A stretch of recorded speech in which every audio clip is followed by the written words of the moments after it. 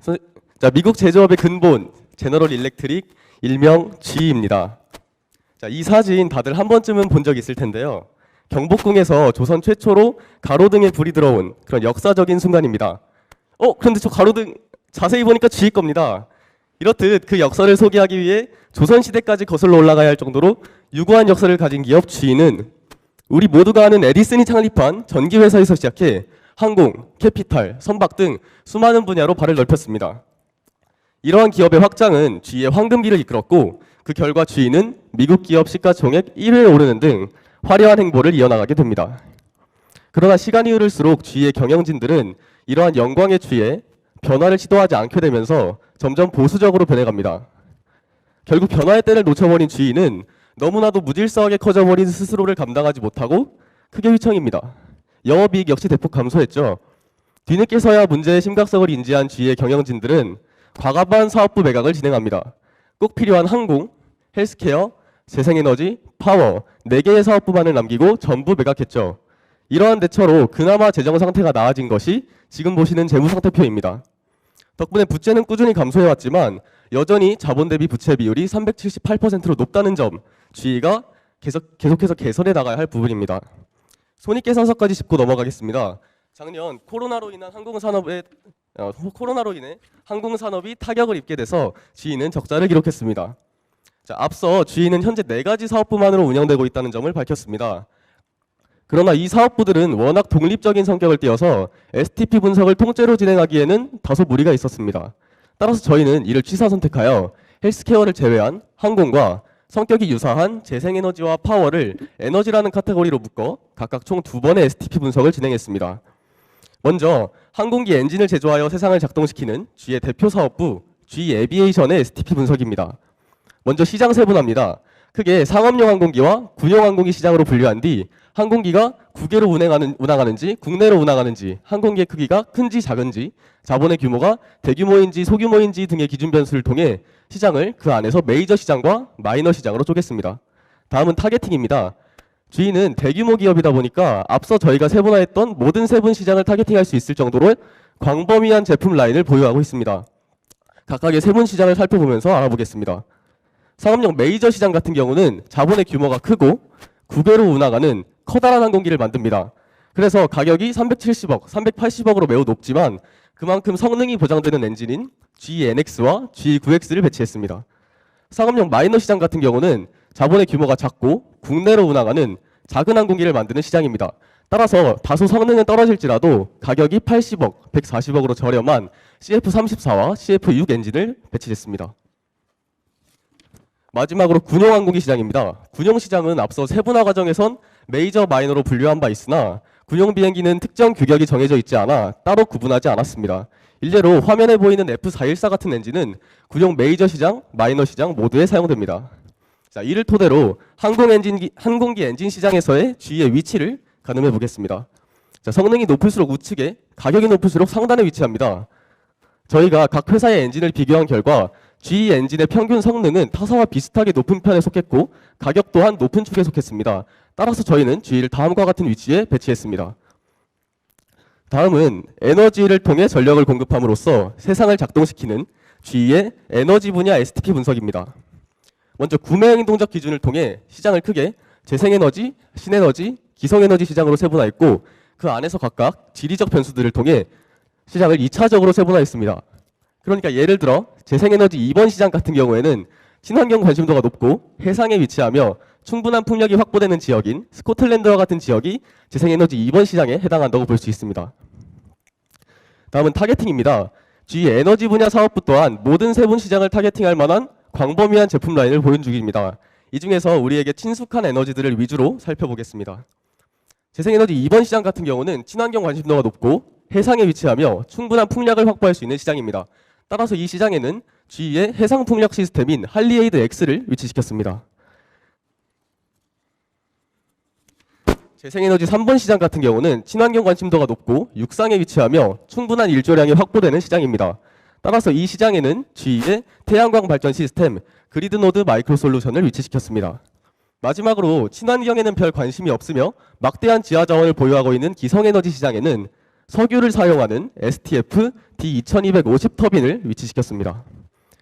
그러면 G가 에너지 시장에서는 어느 위치에 있는지 알아보겠습니다. 수출이 많을수록 우측에, 친환경적일수록 상단에 위치합니다. G는 수익의 절반 이상을 해외에서 창출하고 있고 다양한 친환경 에너지 제품 라인을 보유하고 있기에 우측 상단에 위치했습니다. 자, 이렇게 STP 분석을 먼저 진행했던 것은 G가 어떤 제품을 만드는 회사인지 알려드리기 위함이었습니다. 자, 그럼 이를 바탕으로 G의 스왑 분석 시작해 보겠습니다.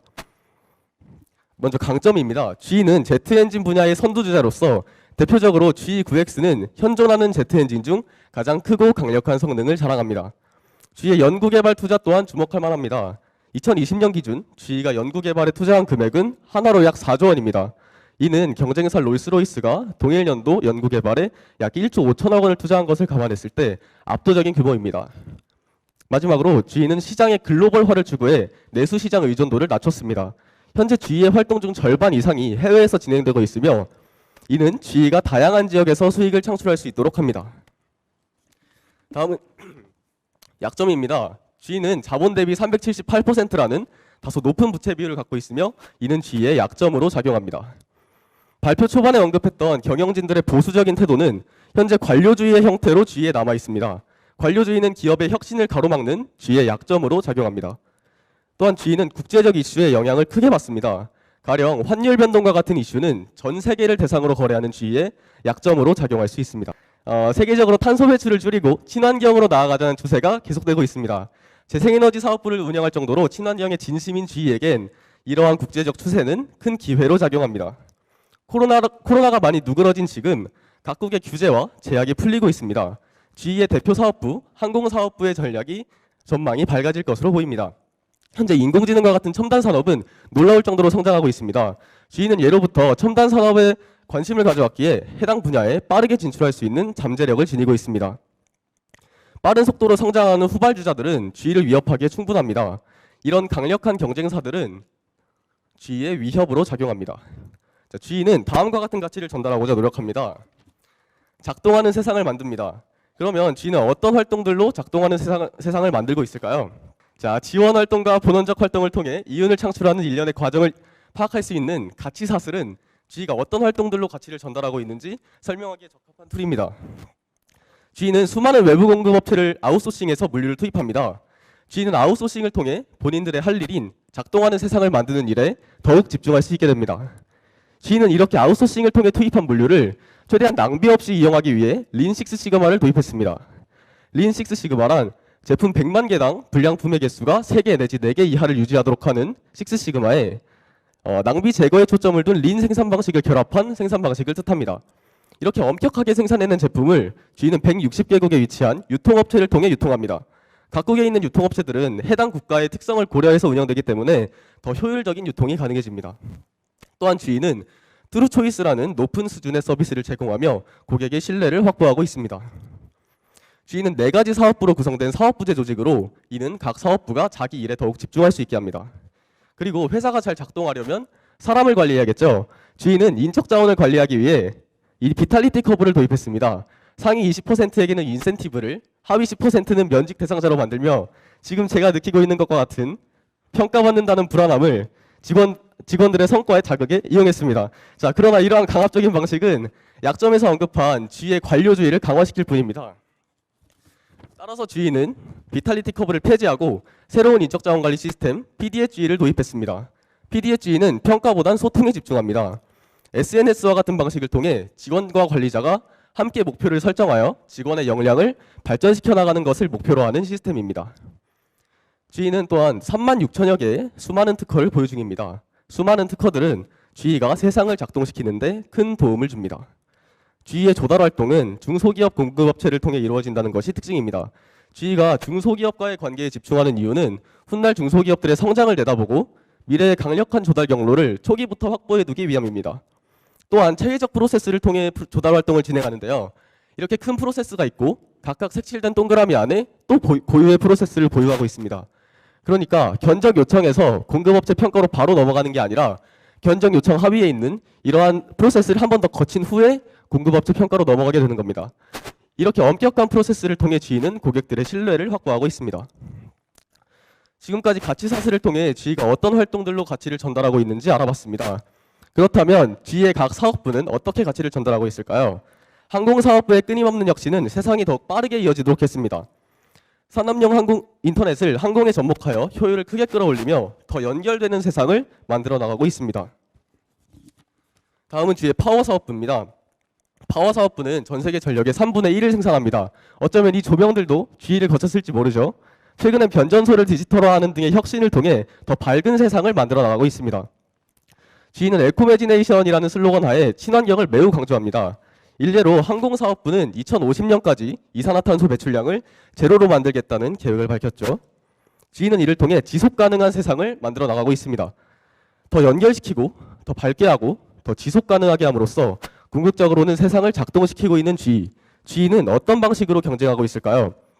첫째, 가치 기반 가격 전략입니다. 가치 기반 가격 전략이란 소비자가 G 제품의 가치를 어느 정도로 평가하느냐에 따라 가격을 매기는 전략입니다. 고객들은 G가 전달하는 가치에 반응하여 G를 높이 평가하고 기꺼이 비용을 지불합니다. G의 대표 경쟁사 롤스로이스와 비교해봐도 소비자들이 G에 더 높은 가치를 주고 있음을 알 수 있습니다. 둘째, G는 모든 부분에서 타 기업을 공격적으로 인수하고 수직적으로 통합해 시장 경쟁력을 강화합니다.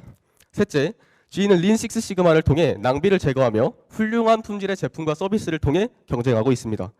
자, 그렇다면 이렇게 G가 전달하고 있는 가치는 수익으로 잘 연결이 됐을까요? 자, 저기 파란색 그래프를 주목해 주세요. 자, G 항공사업부는 가치 전달에 성공하여 꾸준히 높은 수익을 유지해 왔습니다. 그런데 갑자기 확 꺾였죠? 이건 코로나 때문인데요. 이는 곧 회복될 것으로 보입니다. 왜냐하면 저희가 앞서 기회에서 언급했듯 엔데믹과 함께 항공산업은 다시 활기를 찾고 있으며 실제로 저희는 G의 올해 1분기 리포트에서 작년에 비해 엔진 주문량이 약 31% 증가한 것을 확인할 수 있었습니다.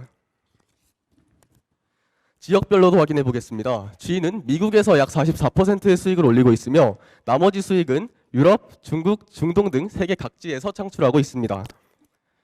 이렇게 G는 전 세계를 연결하고 사람들이 어두운 밤에도 불을 밝힐 수 있게 하며 광범위한 분야에서 작동하는 세상을 만들어 나가고 있습니다. 저희는 G가 작동하는 세상을 더욱 수월하게 만들 수 있도록 크게 경영 측면과 사업부 측면에서 G에게 제안해 보겠습니다. 저희는 앞서 G의 약점으로 관료주의를 꼽았습니다. 관료주의는 직급 간 갈등을 심화시키며 기업의 성장을 방해합니다. 따라서 저희는 G의 관료주의를 없애고 나아가 새 시대에 걸맞는 인재를 육성하게 하는 프로그램인 PDSG의 강화를 제안합니다. PDSG는 특별한 제약 없이 직원과 관리자의 소통에 집중하기 때문에 G의 관료주의를 제거할 수 있습니다.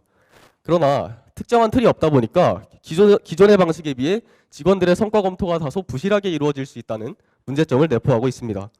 따라서 저희는 PDSG의 취지인 소통은 살리면서도 직원들의 성과 검토가 원활하게 이루어질 수 있도록 G가 어도비사의 체크인 프로세스를 참고할 것을 제안합니다. 어도비의 체크인은 직원들을 평가할 수 있는 능력을 갖춘 유능한 관리자를 육성하여 정확한 성과 검토가 가능하게 하는 프로세스입니다. 또한 유능한 관리자를 통해 직원들의 성과 검토를 진행한다면 노하우와 같은 암묵지까지도 평가가 가능해진다는 장점이 존재합니다. G가 이를 도입한다면 소통을 통해 관료주의에서 벗어나면서도 정확한 성과 검토를 진행해 더 효율적으로 작동하는 기업으로 도약하리라고 생각합니다. 다음으로 G가 마이크로소프트와 함께 무인항공기 사업에 진출할 것을 제안합니다. 마이크로소프트는 자율비행 무인항공기를 위한 AI 프리게이트 버드 프로젝트를 진행 중인데요. 인공지능을 통해 비행하고 더불어 친환경 에너지를 사용하겠다는 프로젝트입니다. 그러나 아시다시피 마이크로소프트는 소프트웨어 기업이다 보니까 하드웨어 제작에 있어서 부족한 면이 많습니다. 저희는 하드웨어와 친환경 에너지 두 가지 부분에서 G가 마이크로소프트에게 도움을 줄 수 있을 거라고 생각합니다. G는 항공과 관련된 강력한 제조 능력을 보유하고 있고 재생에너지 사업부를 운영하고 있기 때문에 친환경 에너지에 대한 해박한 전문 지식을 갖추고 있습니다. 게다가 과거 마이크로소프트사와 함께 협력했던 경험도 있기 때문에 이는 충분히 근거 있는 제안이라고 생각합니다. 지금까지 세상을 작동시키는 기업 G였습니다. 이상으로 발표 마치겠습니다.